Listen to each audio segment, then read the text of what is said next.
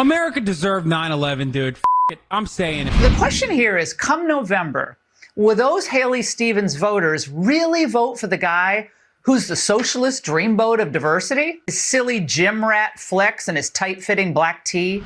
These races ultimately are local, and all politics are local. My understanding is that that Francesca Hong has made clear her present stances to her electorate. Yeah, she's moved away from a lot of that. Right, she's moved away from it. And I have a local city councilman that has this saying, woke one was crazy. Woke one was crazy. Today, we're going to be having a conversation. I want to go ahead and examine this weird paradox that Black voters find themselves in. On one hand, they are the most supportive of DSA policies, but on the other hand, it seems as though that Black voters are the least supportive of DSA candidates. One of the main reasons why this contradiction stood out to me is because within America, most of our well-known socialists are Black. But it seems as though that the DSA, an organization that is advocating for democratic socialism, seems to be disconnecting with the group of people that have already been historically predisposed to socialism. So in this video, I want to go ahead and examine why exactly there seems to be a drift between the Black voter base. A group of individuals who have already been predisposed to the Rainbow Coalition, to Fred Hampton, Angela Davis, the Black Panther Party, in hopes of better understanding the gap between the insurgent left and the base of the Democratic Party. In this video, we'll go ahead and examine the after effects of El Sayed winning his race against Stevens. We'll also go ahead and discuss the whole Hasan Piker Discourse industrial complex and why Joe Scarborough has no freaking reason yelling that loud in the morning. After that, we'll also go ahead and have a conversation about Miss AOC and why the language of Woke 1.0 not only undermines the hard work of BLM activists, but weirdly enough, may also undermine some of the movements that we're currently seeing in 2026. This is about the Democrats once again fumbling the football on the 2-yard line when they have a chance to make great gains, but being so woke, I don't know if you want to call it woke 1, woke 2, or woke 3, but being too woke to call out the obvious. And because this is a little director's cut, similar to my Lotto video, I will definitely try to bring up comments from the previous video as a way to provide some of my insight into what y'all left. Hello and welcome to Demi Show. Today we're going to be having a conversation. This is going to be a part 2, a director's cut of some sort in regards to our initial conversation that we had about Dr. Abdul El Sayed, as well as the Michigan Senate race and this unfortunate idea that Black voters are monolithic. That video received upwards of almost 1,000 comments. So I wanted to go ahead and do a part 2 to further examine some of the things that were discussed in the first video and to also add to some of my commentary that I wasn't initially able to put in the first video. Before we officially start everything, I want to go ahead and touch on, as a lot of people have mentioned, Dr. Abdul El Sayed is not DSA. According to Dr. Abdul El Sayed, he is a scientist and a capitalist that understands the pitfalls of capitalism. I say that to say that I'm very much aware of the fact that Dr. Abdul El Sayed is not a DSA candidate, but the DSA is not exempt from the critiques that I had in that video. Like, even though I am supportive of the insurgent left, the DSA has gotten multiple critiques of being a very white organization and having issues when it comes to Black voters. So yes, Dr. Abdul Sayed may not be DSA, but my critiques in the video definitely apply to the DSA. A lot of my analysis in that video was created prior to Dr. Abdul El Sayed eking out a win against Miss Haley Stevens. One of the things that I mentioned in the previous video is that I thought the race was going to be extremely close. And the main reason why I believed that the race was going to be close was because of what we were discussing in the original video. Even though Dr. Abdul El Sayed was able to win his primary against Haley Stevens, according to reports and according to some of the data that we've seen sprinkling out of the Michigan Senate primary race, Dr. Abdul El Sayed lost the Black vote to Haley Stevens. A lot of the polls that we saw show that Stevens had upwards of a 33-point advantage when it came to Black voters specifically.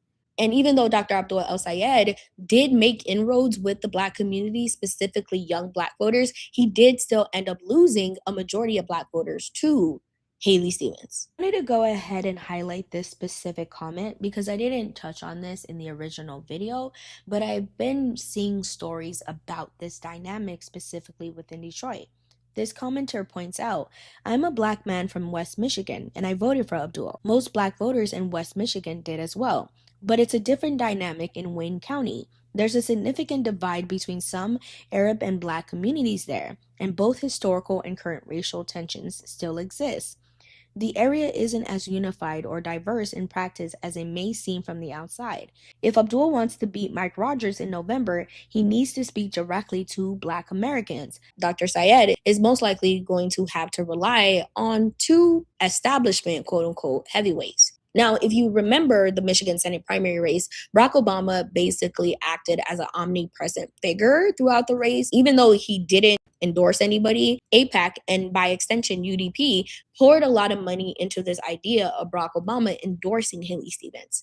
And by Barack Obama lending his support and his star power to Dr. Abdul El-Sayed, he most likely is going to be able to firm up some of that support alongside Kamala Harris mobilizing her supporters to support Dr. Abdul El-Sayed should help alleviate some of that tension. But does it fully address the issue that we initially talked about in the previous video? No. Well, this is the part of the video where we have to talk about the Kamala Harris endorsement. Like, if you personally ask me, why do I believe that Kamala Harris is advocating on behalf of Dr. Abdul El-Sayed? I think, one, Harris wants to defeat the Trump administration.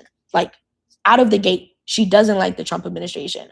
Two, as everybody has guessed, Harris is most likely gearing up for a 2028 presidential run. And she definitely needs to have an answer on the question of Palestine. But she doesn't. I understand people that are fully apprehensive to the idea of Kamala Harris. Harris had the opportunity to fully separate herself from the Biden administration on the issue of Gaza. Would you have done something differently than President Biden during the past 4 years?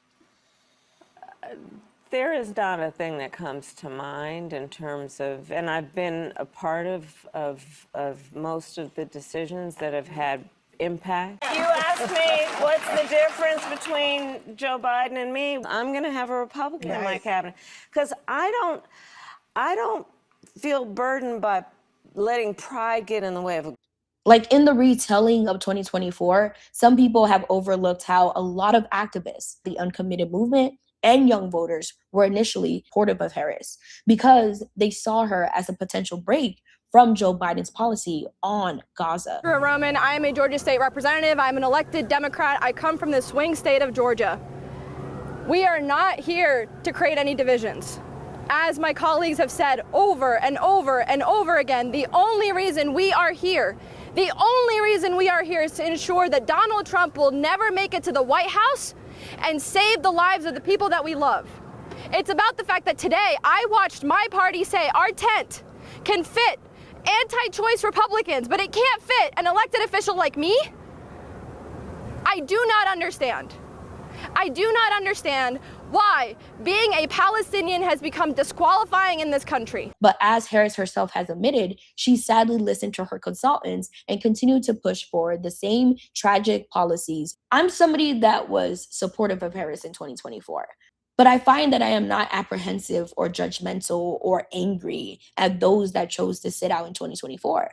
Because even though Kamala Harris was the better option in comparison to Donald Trump, people were rightfully grieving the loss of their loved ones and their family members. Young activists had their phones flooded with images of carnage from Gaza. So even though I myself was participating in relational organizing to get some of those people on board, it would be foolish of any of us to overlook their grief and their anger towards Harris. I laid this all out to say that Harris herself definitely benefits from aligning herself with progressives and leftists. It helps soften her image for 2028 when she obviously runs, in the words of Gavin Newsom, as a lifelong insurgent. That means that Harris needs to go ahead and start positioning herself as somebody that is antithetical to the Democratic establishment. I've seen some people argue that this is more beneficial to Harris, and I've seen other people argue that this is more beneficial to Syed. In reality, this is mutually beneficial. Harris wants to win. And it feels as though that she's willing to move with whatever the political wins are in hopes of winning in 2028. If you personally ask me, Harris needs to do way more than just a few appearances here and there and a few answers here and there to actually build back momentum for a 2028 run. And I honestly think there is a way for Harris to actually be able to mend her relationship with the pro-Palestinian left. But that would mean that Harris would have to grow a very strong backbone. And I don't think that's something that she's willing to do at this moment. America deserved 9/11, dude. It. I'm saying it. After Dr. Abdullah El-Sayed won his primary race, Dr. Abdullah El-Sayed has sadly been inundated with one specific question. Do you disavow Hasan Piker? This question now has taken the place of the "Does Israel have the right to exist?" question that initially plagued his primary campaign. When asked about Hasan Piker's comments on 9/11, Senator Bernie Sanders called it a dumb statement. Do you agree? Do you disavow those comments that America deserved 9/11? Of course. Of course it was a dumb statement. And of course, I think Hasan himself would say that was a dumb statement. He disavowed it. So yes, America didn't deserve 9/11. But, you know, to sit here and play gotcha politics with a dumb thing somebody said out of context that they disavowed themselves to say, oh, well, what does that mean about what you think? I want to be held accountable for what I say and what I do. A lot of this stems from the fact that Hasan Piker has been a vocal critic of the country of Israel and its genocidal actions in Palestine. Because of this, Hasan has become basically persona non grata within Democratic establishment circles. Like Dr. Abdullah El-Sayed is getting asked these questions, right? These questions about Hasan Piker, not only because the news media is actually interested in his substantive critique or support of Hasan. It's because he's brown. Similar to what we've seen with Black candidates, Syed now has to take on the mantle for his community and has to speak on behalf of every single issue and every single thing another brown person does. The whole conversation around Hasan Piker and the 9/11 comment has been, like, can I ask the audience something? Are you guys genuinely that perturbed by the statements that Hasan Piker makes? You may not like what Hasan said, but the argument that Hasan Piker is putting forth, the idea of blowback, a boomerang effect to American imperialism, this is considered in certain circles as the imperialist boomerang. This is not new. Individuals within the American military themselves have spoken up about this. Like a lot of the conversations that people are having on social media, especially about modern day politics, feel more so driven from the lens of fandom and less about an actual tangible substantive political conversation. No, I don't say this to dismiss the actual tangible policy differences between the left and the liberals. Like, I think those conversations are substantive. What I'm more so criticizing and critiquing are the conversations that feel like what I consider endless circle jerks. Like, I initially wanted to call this like the human centipede, but that would have been a crazy graphic. So we have to go with circle jerk. There are sometimes conversations that are had that feel as though they are so out of touch with the actual lived lives of people. And one of the main drivers of that is the Hasan Piker Discourse industrial complex, or better known as, in certain circles, as Hasan derangement syndrome. Now, I don't like the derangement syndrome part of it because I do think there are actual critiques that people have about Piker. Like, I know people who are further left than me that have genuine critiques about Hasan participating in electoralism and the faultiness of electoralism as an ideology. I have people who don't believe that Hasan Piker has been strong enough on the Palestinian cause, even though Hasan is one of the biggest advocates for that. You know, and people can have their own opinions in regards to that. But I don't even think that's what's happening with the mainstream media. You're not even getting that on the mainstream media. What you're getting is Hasan Piker brown, Hasan Piker bad. Hasan Piker Muslim, Hasan Piker bad. You could turn on Fox News at any time of the day and there's going to be a picture of Hasan Piker up there. There is this weird dynamic where the American news media seems to believe that Hasan Piker is like this albatross around the necks of politicians, when in reality, not to demean the work of Hasan, but most people don't know who Hasan Piker is. And that has less so to even do with Hasan and more so to do with the fact that most Americans do not consume political content. That's why the news media is literally collapsing as an industry. There's no great conspiracy here. The reason why more people are talking about the DSA right now is because you have the mayor of the most important city in America who, first of all, is identified as DSA. But you also have people in New York City that have been saying some whacked out things. I think most mainstream voters would say they're whacked out things when this is about the Democrats once again fumbling the football on the 2-yard line when they have a chance to make great gains, but being so woke, I don't know if you want to call it woke 1, woke 2, or woke 3, but being too woke to call out the obvious. I don't watch Morning Joe because what the fuck do I look like watching Morning Joe? But I have been searching the web to try to find another clip of Joe Scarborough being this upset, especially in regards to the crimes of Trump. And I have had some issues finding clips similar to this. And I have not seen Joe Scarborough lose his shit at any point similar to this. And that's my problem. There are way too many things happening currently in the world for us to be hyperfixated on Hasan Piker. Even if you have critiques of Hasan, is that really the main priority right now? Literally, people in America cannot eat lettuce. Everybody calls Americans big backs, and people can't eat salads. In my personal opinion, the reason why we're having conversations about Hasan Piker 24/7 instead of covering anything else is because there's a specific subsect of people within the American media that want to run cover on behalf of Israel. And they believe that by kneecapping one of the most prominent advocates for Palestine and also an advocate on behalf of the insurgent left, they are doing everything within their power to try to diminish any type of impact Hasan has. One of the things that's always kind of like been a little confusing, in my opinion, about this whole Hasan Piker discourse is the fact that Hasan Piker is exactly what the Democratic establishment said they wanted in 2024. That they wanted a young man who was brash and abrasive, that was counterculture enough, but could also speak to the issues and also be able to organize young voters. And somebody who could also speak to the masculinity crisis as well as the desirability politics that we currently see with young men and young boys. Like, what exactly makes up a Big Tent? Does the Big Tent actually encompass all ideas?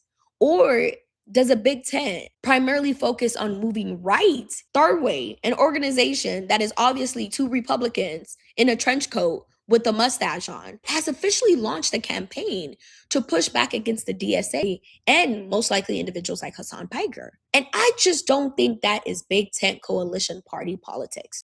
I find myself frustrated with the Hasan Piker conversation, not because I don't think people have the right to criticize Hasan, but I just feel like there are so many more important things to talk about at this moment. Like, we're in a fucking war, for God's sake, and individuals seem more so fixated on whatever Hasan Piker is wearing.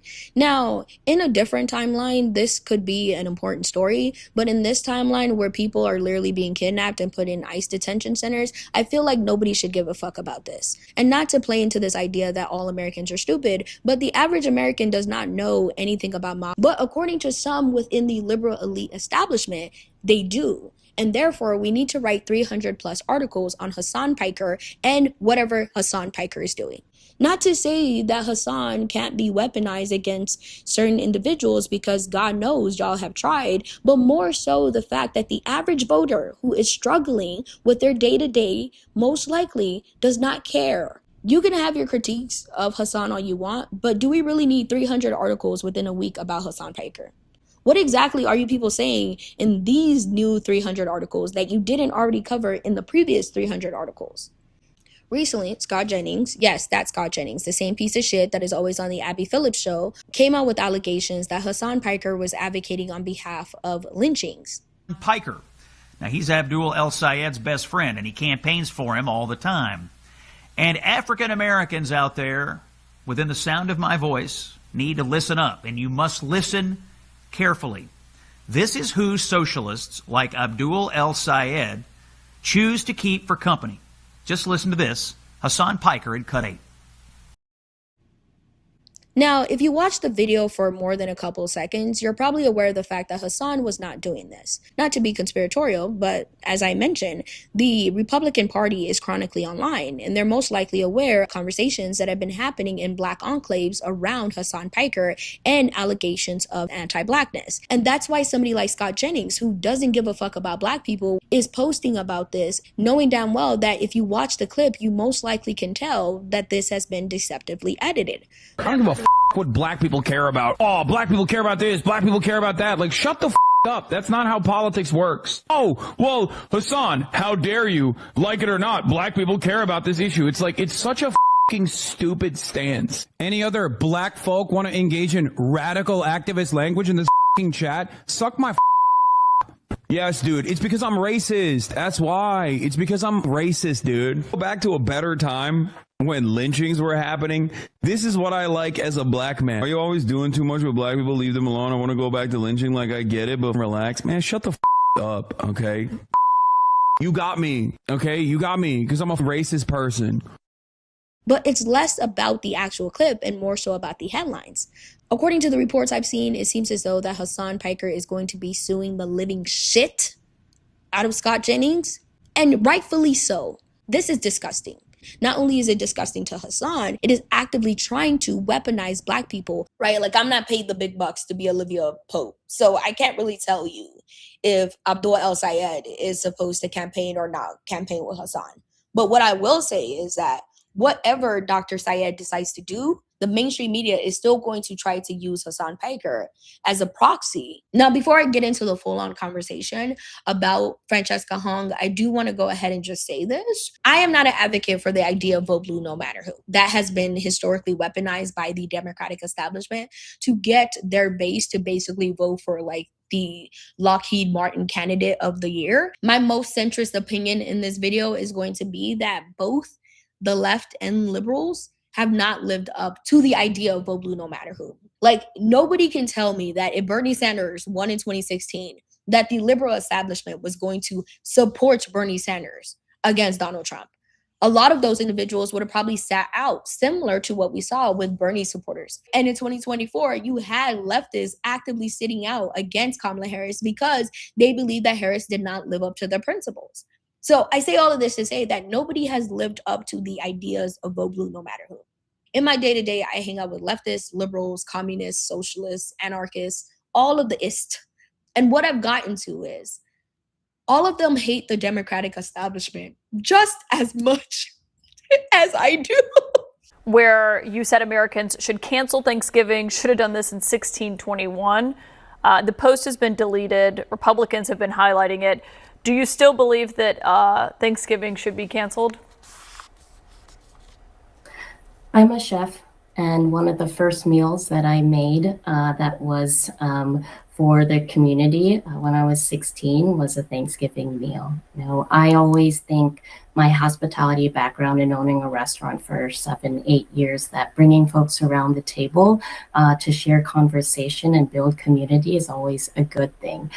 But Thanksgiving is also a time that's incredibly painful for many people in our communities. And so I think I wanted to make sure that people understood that there are multiple views, but views can evolve.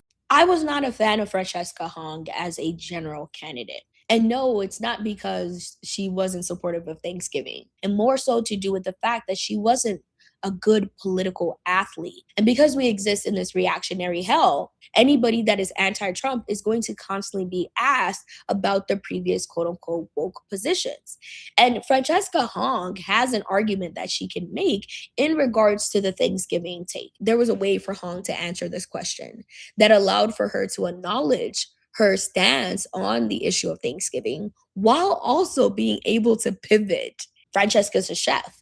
Francesca is running on affordability. She could have used this question as an opportunity to advocate for a more affordable Thanksgiving. There are ways for her to massage this question.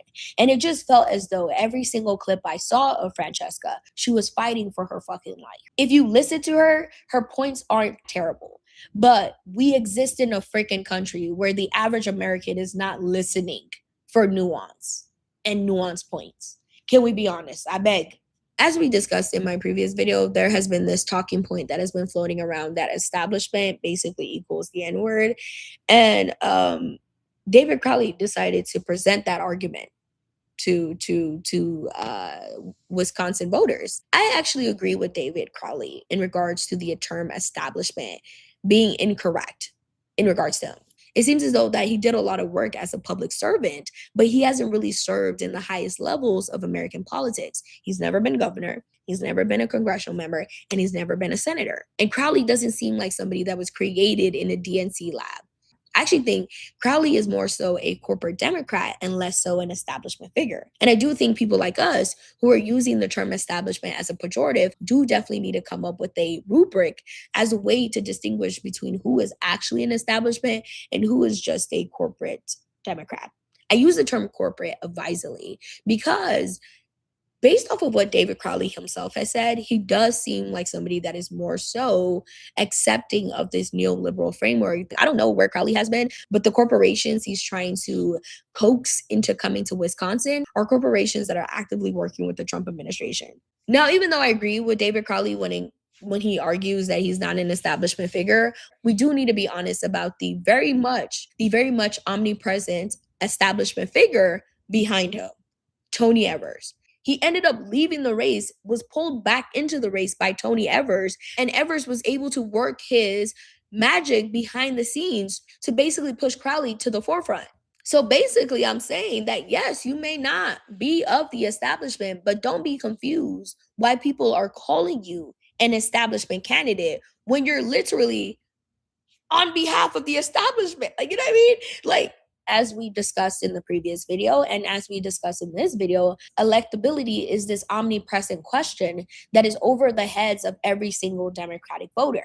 I think most voters were actually put off by the fact that Francesca Hong wasn't able to have a good enough answer to a very simple question, and less so her actual political position on the Thanksgiving question. If that was AOC, if that was Mamdani, if that was Dr. Abdul El Sayed, if that was John Ossoff, if that was Barack Obama, they would have been able to maneuver out of that situation. Before I start, I want to go ahead and say this.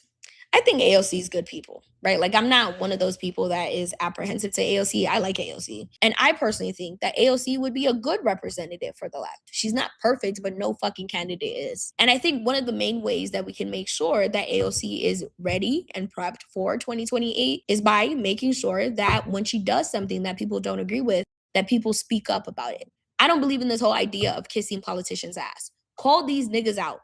Call them out. They work for you. And that means if you have to call out Zohran Mamdani, AOC, Bernie Sanders, Kamala Harris, Barack Obama, call all of them out. Recently, AOC was on ABC, I believe, with John Carl, and she was asked specifically about Francesca Hong. And AOC's answer would specifically focus on this phrasing of woke 1.0. This was a phrase that I initially saw on Twitter, and I believe it was created by a local New York City councilman, as AOC mentioned in the video. Right. I mean, I think that a lot of these races, even right now, they'll have a tendency to be nationalized. Yeah. But these races ultimately are local, and all politics are local. My understanding is that Francesca Hong has made clear her present stances to her electorate. Yeah, she's moved away from a lot of that. Right, she's moved away from it. And I have a local city councilman that has this saying, woke one was crazy. Woke one was crazy. Okay, that's interesting. And I think that what's important is that we have to assess what was it? I mean, did the movement go too far with some of those positions? I mean, you briefly supported the idea of defunding the police. Well, you know, I think that during this time and especially during COVID, there was a huge opening of the Overton window. We were shut down. There was some of the highest unemployment rates that we have seen because of those shutdowns. Yeah. And I think that the doors were really open in trying to entertain any and every policy that was going to get us to a better place. One of the main reasons why I don't like this conversation, and I don't like this whole woke 1.0 versus woke 2.0 thing, is that if you really think about it, if you really like deep it, we're basically buying into right-wing framing. We're basically buying into the woke mind virus framing. We're buying into what Fox News calls the Great Awakening. Fox News turned that into a pejorative alongside terms like DEI and alongside terms like CRT. And you have one of the most popular, one of the most visible leftists in America, somebody that is emblematic of the American left, getting on TV and just cackling. Like, what does it say? That AOC thinks that in order for her to win in 2028 and in order for her to become president, that she feels the need to detach herself from a lot of people's political awakening in 2020. What does it say? That the very top echelon of the DSA and the very top echelon of the insurgent left feel as though that intersectional politics and intersectionality, specifically intersectionality, that has to do with the plight of Black people and has to do with over-policing in Black communities is no longer advantageous to the movement. Not to also point out the obvious, but if we would have taken the idea of demilitarizing the police seriously, a lot of the stuff that we currently see with ICE would not be happening. A lot of the stuff that we currently see happening with Iran would not be happening. Because on a surface level, a lot of us would be more conscious of how our taxpayer dollars are being used to harm individuals within our community. And we would be more apprehensive to bombing children abroad. If we would have taken 2020 seriously, we would not exist in a world where ICE is kidnapping people. We would not be in a world where Jail Group is able to do all of these heinous things at these different detention centers and then also basically sell their services in regards to Palestine. One of the books I would recommend reading, especially if you're somebody like me that cares a lot about the intersectional analysis between Black people and the plight of Palestinians and Arab Americans, this is a really good book to read. Angela points out a lot of the same tools and a lot of the same tools and a lot of the same companies and a lot of the same organizations that we saw being weaponized against individuals in Ferguson are some of the same exact companies and some of the same exact tech that was weaponized against Palestinians. I say this to say that this idea, this belief that woke 1.0 is a phase and woke 2.0 is a different phase is incorrect. Not to get on my horse, but all of our struggles are interconnected because they're all coming from the same companies, organizations, and systems. Which boundaries does Israel recognize? They understand that there are 4 sets that are talked about. Which boundaries do they recognize?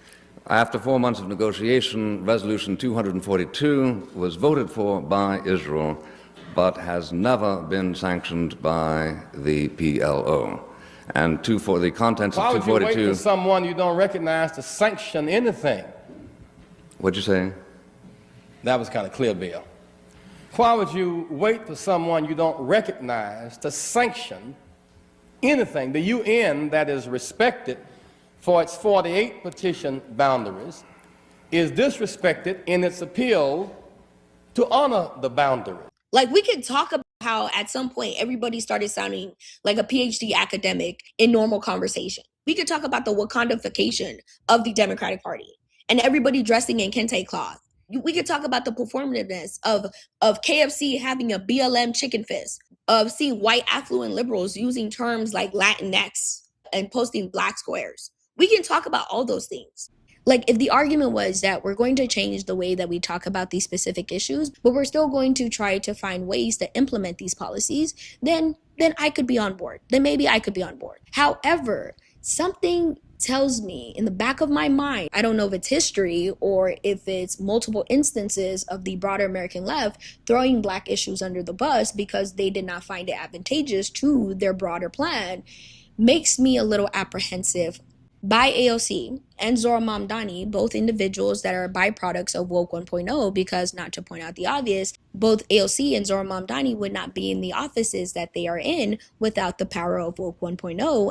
As I pointed out in my previous video, I honestly think Olufemi Atawo's framework on how to talk about this is probably the best by focusing on the elite capture of these movements and talking about how powerful institutions and how powerful elites use this verbiage as a way to keep themselves in power and to keep those that they preferred in power.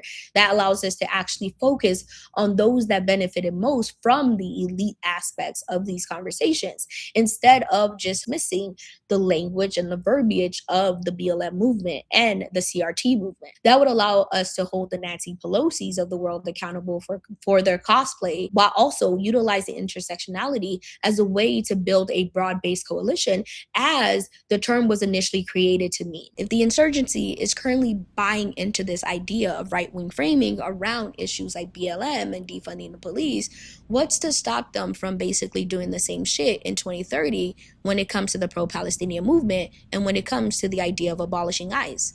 Not to be conspiratorial, but if a group of people have already shown me that they have no backbone in regards to issues that they initially fought on behalf of, what is supposed to make me believe that they're willing to do it in regards to those issues?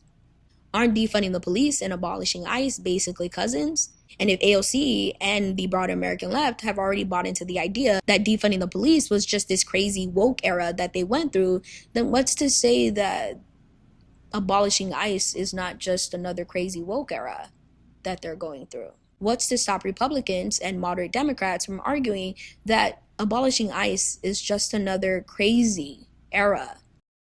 After making that video, I've seen a lot of videos and conversations around what exactly is the disconnect between Black voters and the broader DSA. This leads us into our section about the Black voter paradox. As mentioned in my previous video, Black voters are the most supportive of the DSA, but Black voters don't seem to be that supportive of DSA candidates or DSA-aligned candidates. So why is that? And is there potentially something we can do to try to close this gap? Now, before I provide what I think is a great answer, if you personally ask me, to this question, I do want to go ahead and just point out the obvious. I am one singular voter, which means I am one individual that is a part of a larger community. I emphasize this because as I mentioned throughout this video, voters are not monolithic, no matter what group they're from. So it is beneficial for politicians as well as organizations similar to the DSA to actively engage with each individual voter instead of just taking my analysis as a catch-all for all of the nuances and the complexities of the Black community. One of the main things that I want to bring back up that I touched on in my previous video is the generational divide between older Black voters and younger Black voters. Similar to what we've seen with other groups, there's a huge generational divide within the Black community when it comes to this idea of socialism. As we've seen with the broader populace, Black voters under the age of 45 are more understanding and accepting of socialism and the DSA as a movement, while older Black voters seem to be more supportive of the Democratic establishment. Generational divide within the Black community is similar to the generational divide that we see with other communities. The issue of race is compounded by a multitude of other factors. For example, in regards to the Congressional Black Caucus, that's an issue of age and also an issue of proximity to power. We also need to focus on the obvious class disparities between the very upper echelon of the Black community as well as the very poor amongst us. I say this to say that in order to make a multicultural coalition in practice and not only in name, we need to have a wholesale analysis of this issue to just a class issue, to just the age issue, or trying to strip race out of the analysis. And as I mentioned within the previous video, there definitely is an age dynamic. There is a generational gap. However, individuals under the age of 45 within the Black community have also spoken up about the DSA's race issue. After making that video, a lot of people have asked me, what exactly can leftists do to try to mend these fences and close this gap? The answer is pretty simple. Talk to Black voters. Yes. I know that may not sound satisfactory, but that is the only answer. The only way to actually help mend this gap is by the DSA and organizations within the broader American left actually speaking to Black voters. And instead of buying into this idea that all Black voters are monolithic and therefore the American left should not engage with them or even talk to their issues because obviously those individuals are in the bag for the Democratic establishment, right? Like I've seen some of you niggas argue. The South Carolina primary is coming up, and I've already heard stories, analysis, words about how South Carolina basically means that moderates have it on lock. That right there, if you personally ask me, is some loser-ass behavior. Like, based off of what I'm seeing, I honestly think a lot of people, especially a lot of people within the Democratic Party, are underplaying the impact of Calais and underplaying how angry Black voters are with the Democratic establishment in regards to Calais. And I honestly do think that there is a path for progressives in the South, but that means that the DSA and the insurgent left overall would have to recruit candidates from in these communities and have to work alongside already established Black voter initiatives that have been trying to register Black voters. I can't speak to the heavyweights within the DSA and what they're doing, but what I can ask is that if you're somebody within my audience, if you're somebody that genuinely wants to build a multicultural coalition in practice and not only in theory, organizations like Black Voters Matter, as well as a bunch of local Black grassroots organizations, have been mobilizing the South as a way to push back against the gutting of the Voting Rights Act. But as LaTosha Brown, as well as other Black organizers have mentioned, post-2024, the Democratic establishment has cut resources to these initiatives. Organizations like Black Voters Matter already have the infrastructure. They need the resources. And if we're able to provide them donations and the necessary resources, LaTosha Brown, as she has been able to do multiple years in a row, will be able to mobilize voters within the South to push back against not only Donald Trump's fascism in hopes of delivering policies that actually center working class people. I'm recording this video before the Florida primary, and I'm really interested to see what happens with Elijah Mattingly. I'm trying to see exactly how his campaign works out. Elijah is somebody that is basically following in the same footsteps as Donovan McKinney, as well as Chris Rabb and Summer Lee. I'm also interested in this candidate named Angie Nixon, a Black woman that's running as a progressive in Florida as well. I want to go ahead and just bring forth a comment that somebody left that kind of ties into what I'm talking about in regards to the DSA and the insurgent left needing to actually work with organizers within the South. According to this commenter, the DSA doesn't have a Black voter problem. They instead have a trust issue problem. Like, Black voters are not tied at the hip to the Democratic Party just because they love fucking Chuck Schumer. Like, Black voters are in connection with the Democratic establishment because the Democratic establishment has been a useful tool for them. One of the main reasons why Donovan McKinney was able to win his race is because he was already connected to the community that he was set to represent. He emphasized his connections with the Black community. He is of the Black community. I know it may sound like a shocker to a lot of people, but by speaking to Black voters, DSA candidates will most likely strengthen their support with Black voters. It's like 1 + 1 = 2. 2 + 2 = knock some fucking doors. Instead of being afraid of South Carolina and buying into this idea that progressives are inherently fucked because the 2028 primary is going to start off in South Carolina, leftists and DSA candidates started working alongside organizations like Black Voters Matter and sending DSA organizers down to the South on behalf of Freedom Summer to register Black voters, if not for this election, for the next election, because that allows for the DSA to work alongside one of the most important organizations that is currently on the ground right now when it comes to civic engagement, working alongside Black leftists to actually engage with the community, organizers to sit down and sit within the community so they themselves can actually build a sense of trust. Zora Mamdani, send me my check, yo. And in most circles, DSA and other organizations are most likely already doing stuff like this. But this needs to be nationalized and this needs to be talked about more. Because as I would argue, the Black voter base might actually be the DSA's base. But because the broader American left has decided to buy into woke 1.0 right-wing framing, a lot of them are leaving this base behind. I don't want to ever give credit to Candace Owens, but Candace's initial theory that Black voters are taken advantage of by the Democratic establishment is not inherently wrong.